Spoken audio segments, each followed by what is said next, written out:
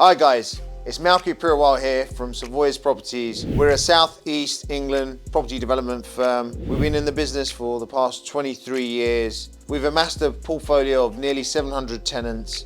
We're here to help you learn and teach you how you, yes you, can get involved in property development and actually succeed within the industry. So, we believe that property development can be broken down into 3 simple steps.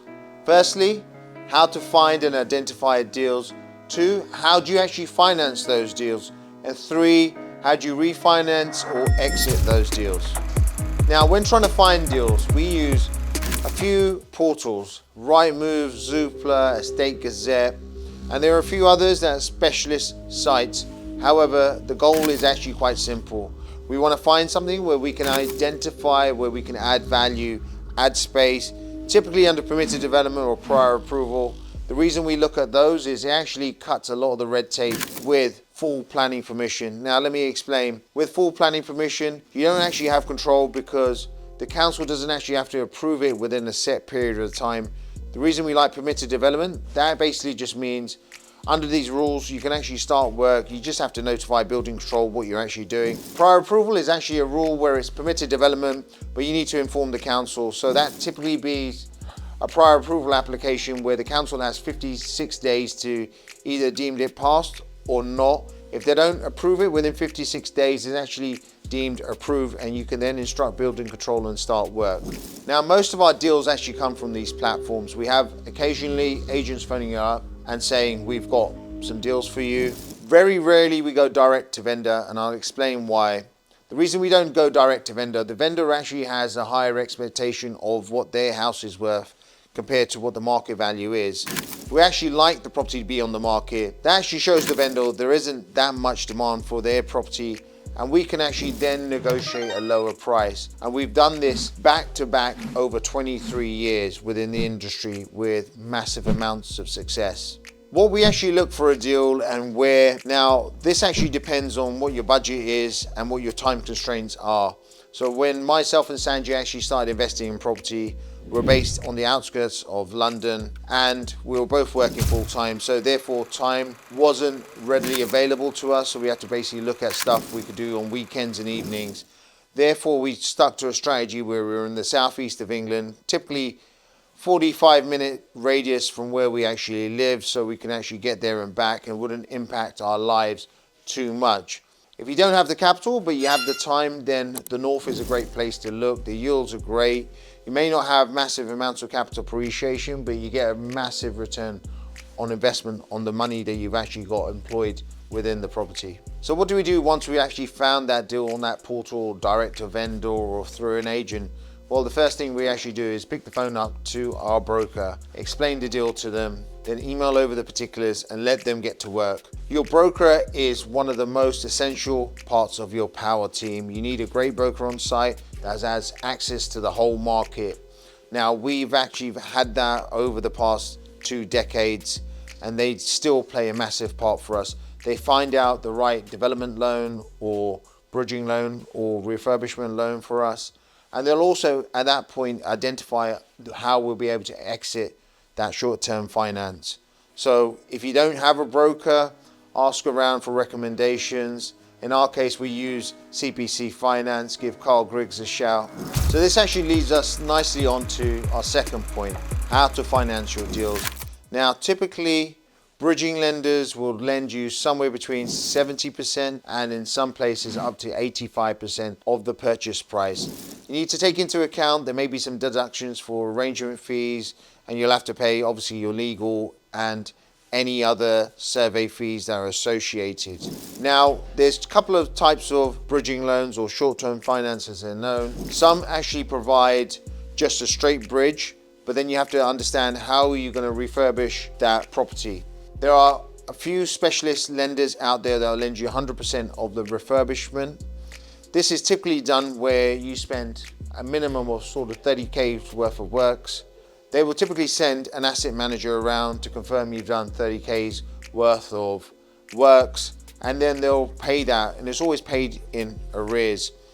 But this actual product has helped thousands of developers develop properties all up and down this country. So typically you need somewhere between 30 to 15% as a deposit of the purchase price of the property, plus associated costs, and depending on how you're going to do the refurbishment. So what actually happens if you don't have that money? Well, you can actually get very creative. On a few occasions where we've seen a deal, but we didn't have the deposit because we had so many projects on, but we didn't actually want to lose that deal. We reached out to our broker, explained that situation. They actually came up with a suggestion of using a second charge on one of the properties that we weren't highly geared on, and use that for that period, say 6 months. Once we finish the project, we can pay back both loans, and we then have that asset.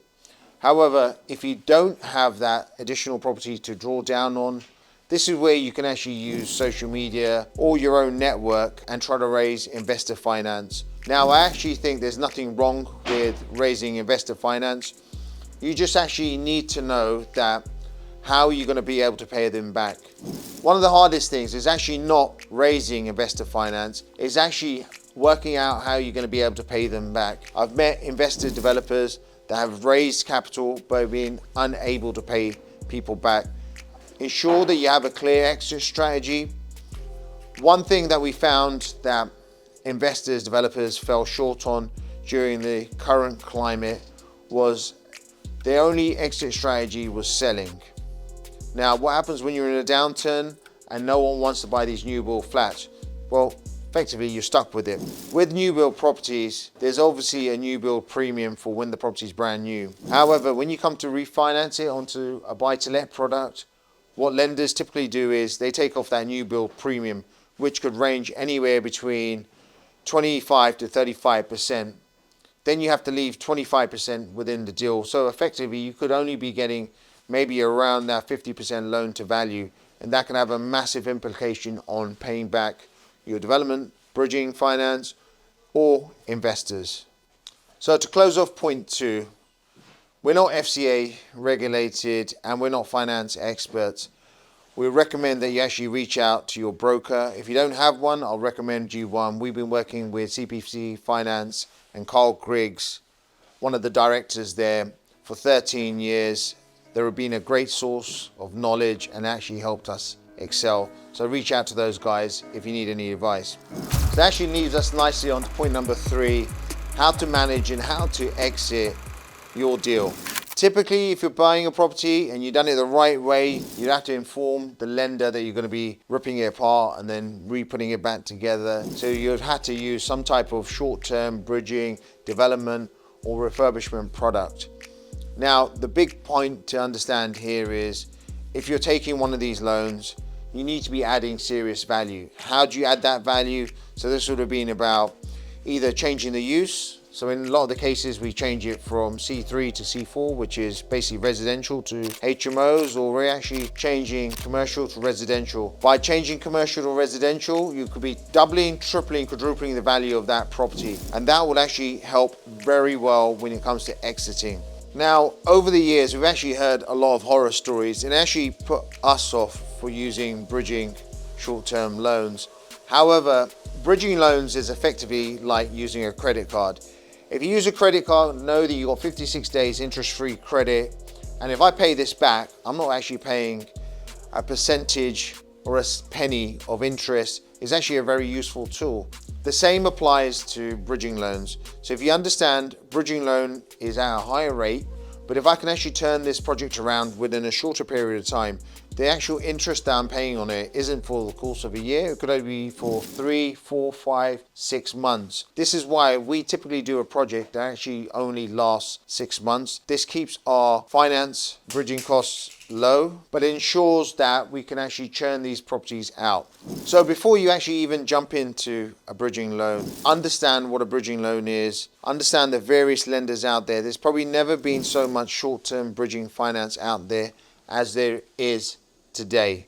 So ask around, ask your friends within the industry who they use as a bridging lender. There won't be a vast difference in rates. There'll be a vast difference in how they treat you. Some lenders actually treat the people that lend them money to lend to you as their clients, and other lenders actually treat the person they're lending the money to as their client. We actually prefer the latter, so we want to feel like we're a client of a particular bridger that we use. And once you ensure you have the right person, make sure you have the right term. And when I mean term, if you think it's going to take 6 months for you to do, there's a potential for it to overrun. That's potentially 8 months. Therefore, you do not really want to take a 6-month bridge loan, because what happens if your exit finance or your sale falls through? So in this case, we would typically take a 12-month deal. And if there's a bigger, higher risk project, we typically take an 18-month bridge. Typically, there's 2 ways you can actually exit a bridging loan. 1 is by actually selling your deal. 2 is by actually refinancing, moving on to a buy-to-let commercial product, which will be at a lower rate. Now, I would always recommend that you have multiple exit strategies, because one downturn, one change in the economy, COVID, Liz Trust, all these things could impact your exit strategy. So we always ensure that we have at least 2 exit strategies. So as we mentioned, there's 2 ways people exit. At Savoys, we've always exited by refinancing that property, pulling our money back out as much as possible, and then moving on to the next one. I'll explain why we actually do this. Now, if you have a look at the history of property prices have typically doubled every 10 years. Rental prices have doubled every 20 years. So it doesn't actually take a genius for you to understand, well, if I just hold on to this asset for a period of 10, 20 years, it's going to be worth more in terms of the house price value and also the rental price value than what it is today. Obviously, the indicators for the past may not be the indicators for the future, but one thing that doesn't lie are numbers. And what numbers say is there's a massive shortage of rental properties on the market, and there's a shortage of houses and flats within the country. So the reason that we're actually holding is we know it's not going to rain forever. The sun will be back out. Typically, the housing market is a 10 to 12 year cycle. 7 to 8 years of it is actually pretty good, and the remainder is flat, and you may see some small dip negatively. So if you typically look at that 10 to 12 year cycle, you're always going to be on an uplift. Now, obviously, don't take my words as granted, do your research, but men lie, women lie, numbers don't. Now, we don't want this video to drag on too long, but if you're interested in learning more, we've got a free ebook and a free webinar on the 2 most lucrative strategies for 2024. I'm talking about HMOs and commercial to residential. Check them out. So we're going to be pushing out weekly gems to keep you guys informed, ensure that you're progressing on your property journey. But I need you to do me a favor, hit that bell icon, subscribe button, like button, leave a comment, keeps us motivated. We'll be back next week with more